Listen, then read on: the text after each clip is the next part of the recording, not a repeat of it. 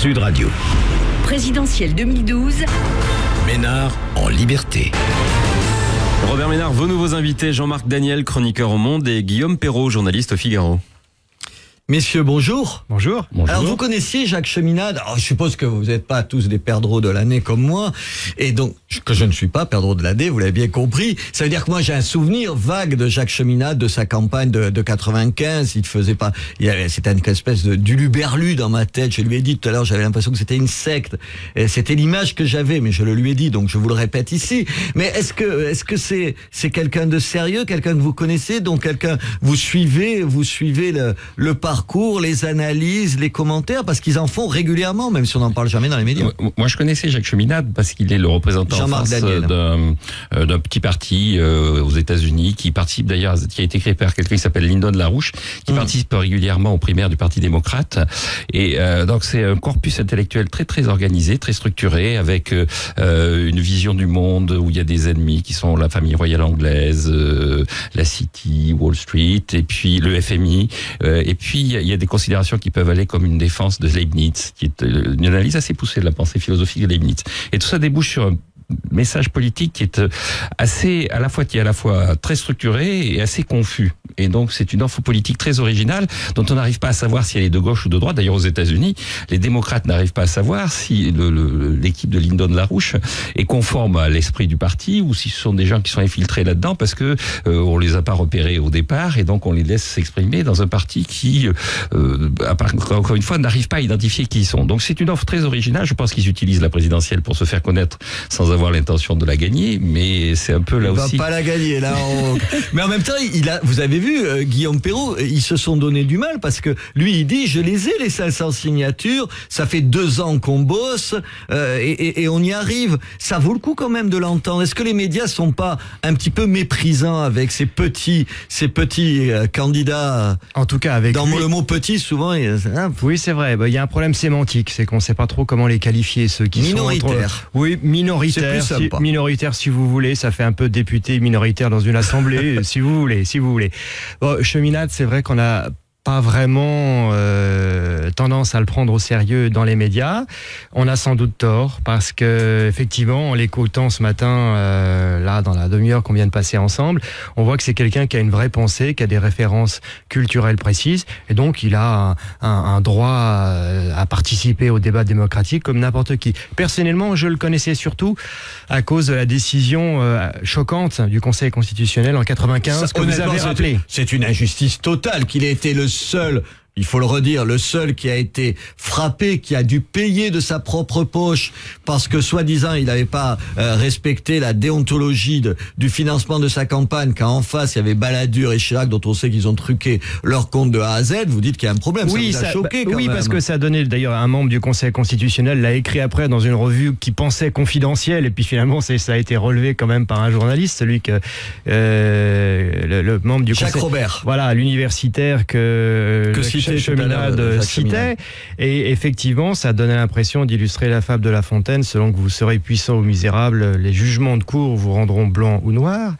et c'était assez pénible comme spectacle à l'époque, et puis les déclarations ultérieures de Roland Dumas, qui à l'époque présidait le Conseil constitutionnel, ont encore renforcé le trouble qu'on pouvait éprouver.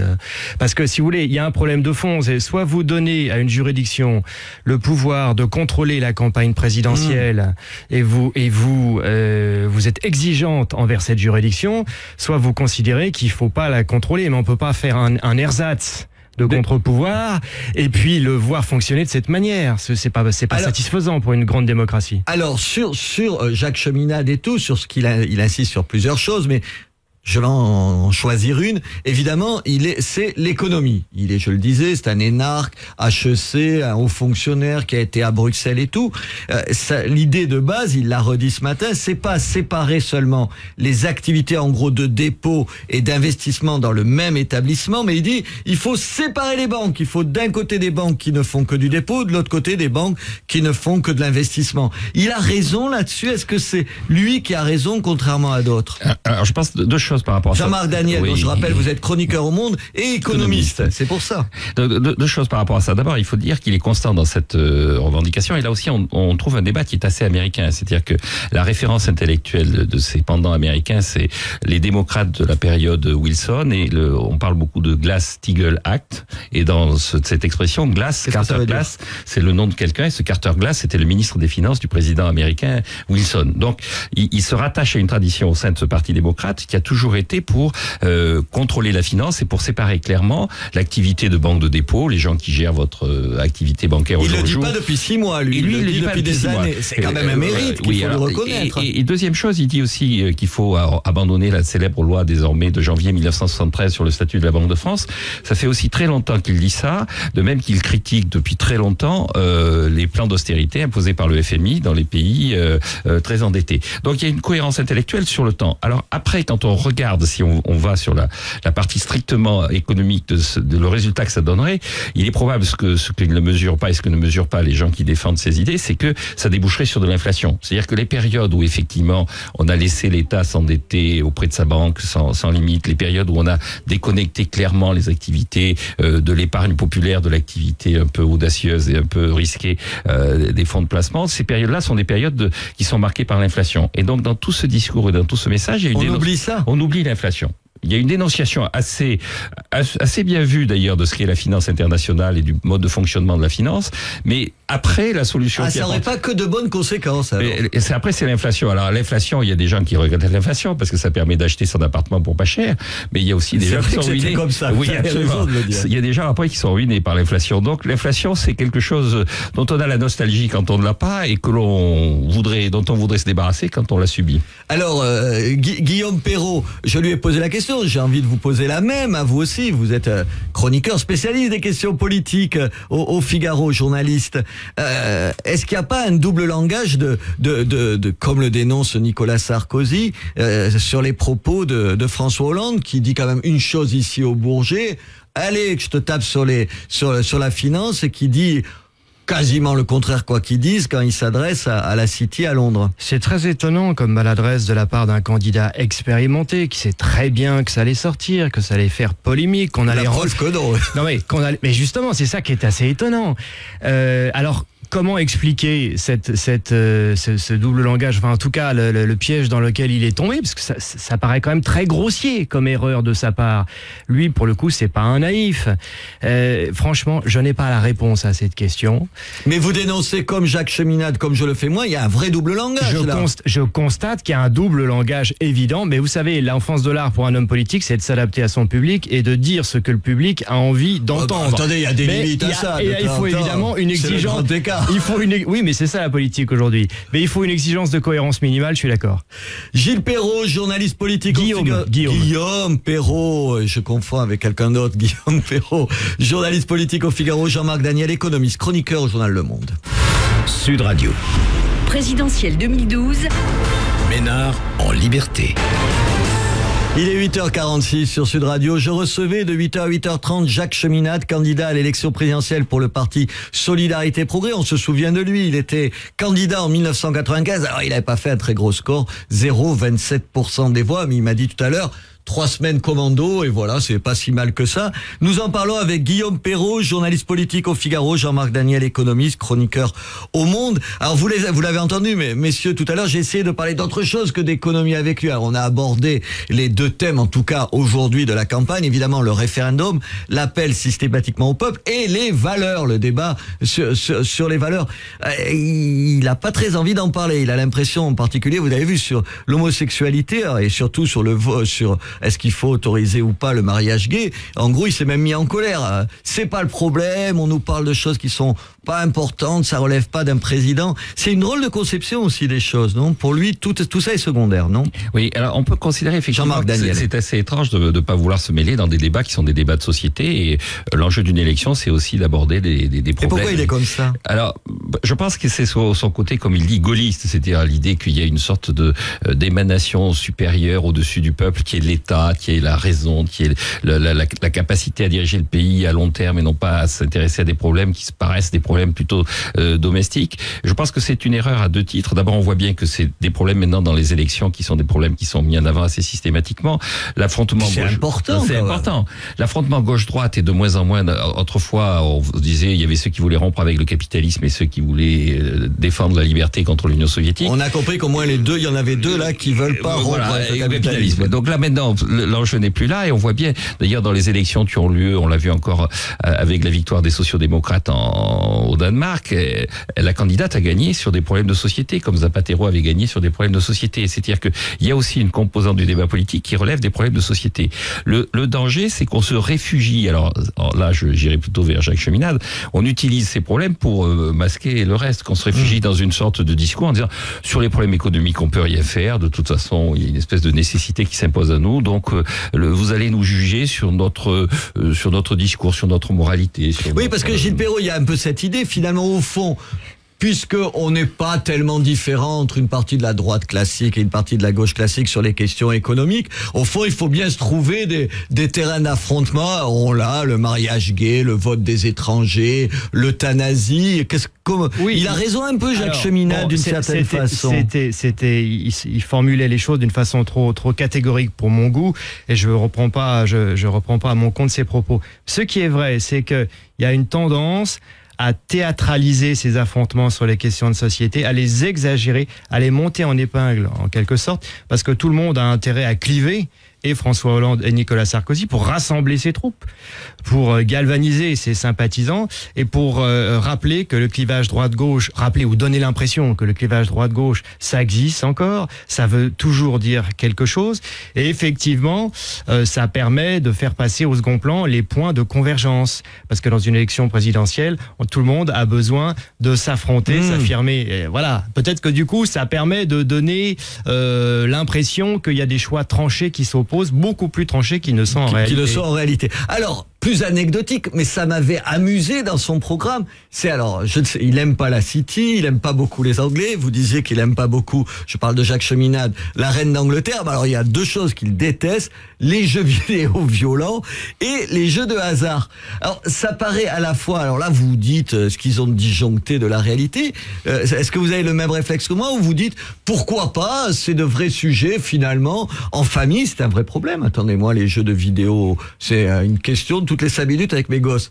Donc finalement, lui aussi, il a une certaine façon de revenir à la vie quotidienne. Oui, c'est ça qui est un peu contradictoire dans son propos. C'est effectivement de considérer que les jeux vidéo sont un enjeu essentiel et pas le mariage homosexuel dans la vie quotidienne des gens. Si on rentre dans un domaine qui n'est pas la politique au sens strict du terme, c'est-à-dire le déficit budgétaire, les rapports avec l'Allemagne et tout ça, si on rentre, on voit pas pourquoi faire une telle césure entre les rapports des enfants à ce qu'ils voient sur les écrans et puis la relation entre les... Mais sur les jeux de hasard, ça renvoie à quoi? Alors sur les jeux de hasard... Parce que c'est une espèce de...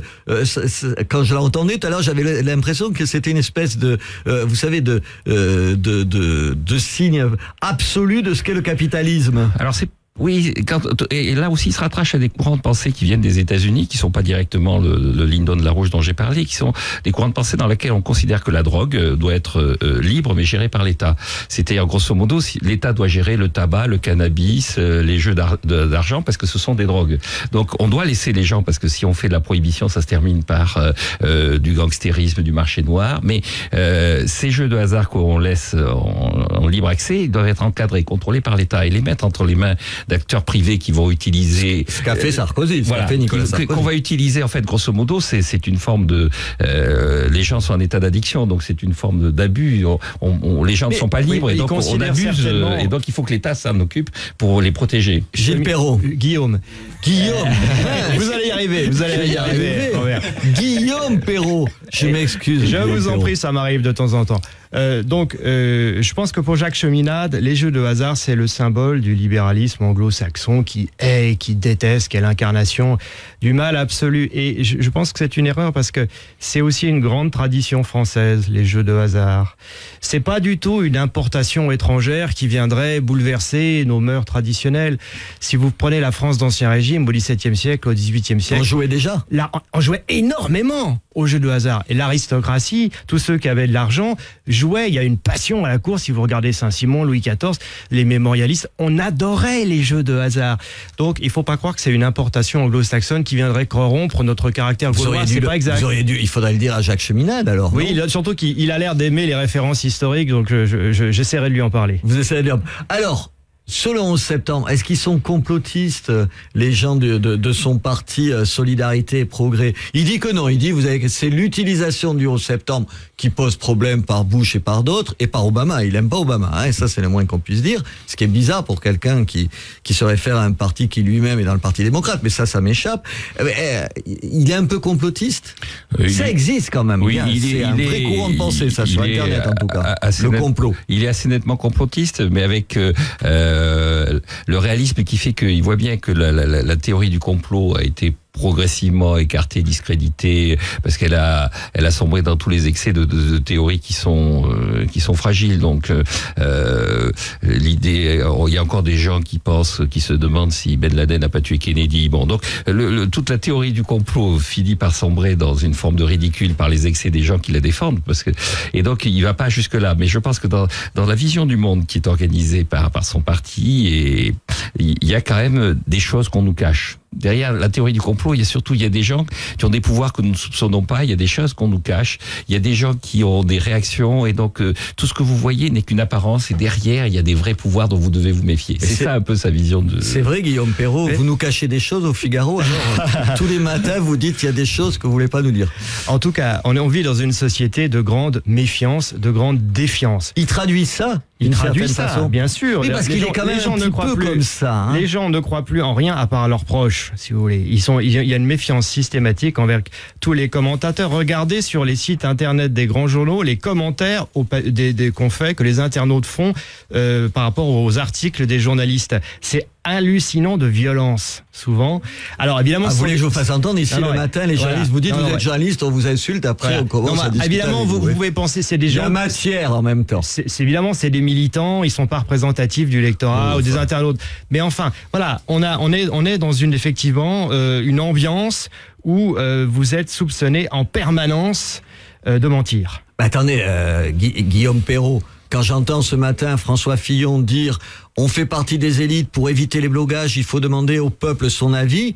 Et ils ont pris tous conscience de ça, qu'il y a une vraie coupure entre les élites. Alors lui, il reconnaît qu'il en fait partie, et le peuple. Le mot peuple, on l'a jamais entendu autant que cette année, non? Vous n'avez pas l'impression? Oui, mais c'est bien dommage mais il vaut mieux tard que jamais, parce que c'est dans notre constitution, le peuple français. Et le suffrage universel, c'est la seule source du pouvoir. Mais est-ce que le gouffre entre les élites, entre nous, même nous les journalistes et les gens, il n'a pas jamais été aussi monstrueux?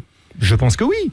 En effet, et c'est pour ça que le thème de campagne que Sarkozy choisit me paraît très juste, très habile, et il a une chance de s'en tirer grâce à ça, parce que il a une chance de s'en tirer grâce à ça. Il y a 2 mois, j'aurais été très pessimiste sur ses chances. Aujourd'hui, là, je trouve que son lancement de campagne est très réussi autour de ce thème du peuple.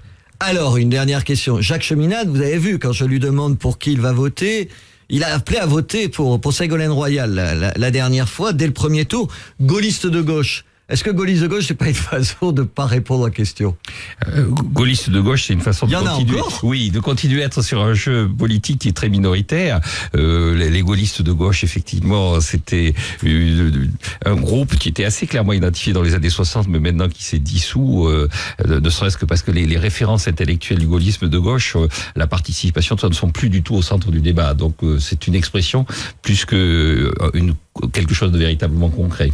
Guillaume Perrault, est-ce que vous allez voter pour Jacques Cheminade pour qu'il dépasse les 0,27% qu'il a obtenus en 1995? Vous me permettrez de maintenir le suspense jusqu'au bout là-dessus. En tout cas, les gaullistes de gauche, c'est un peu l'idée ou le rêve de réconcilier le capital et le travail. C'est peut-être utopique, mais en tout cas, c'est sympathique. Sympathique, mais finalement, on l'a tous trouvé sympathique, Jacques Cheminade.